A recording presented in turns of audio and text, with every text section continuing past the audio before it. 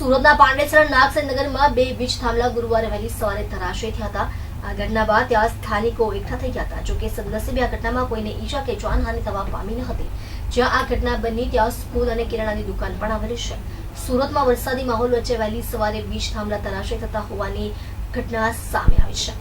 સુરતના પાંડેસરા સ્થિત નાગસેનગરમાં જૂના અને નવા વીજ થાંભલા ગુરુવારે વહેલી સવારે 6 વાગ્યાની આસપાસ ધરાશયી થયા હતા. થાંભલા ધડાકાભેર ધરાશયી થતા ત્યાં અવાજના કારણે સ્થાનિકો એકઠા થઈ ગયા હતા.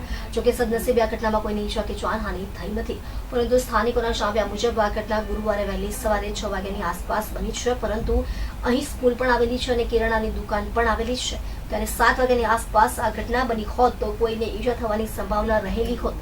જોકે સદનસીબે આ ઘટનામાં કોઈને ઈજા કે જાનહાનિ થઈ નથી.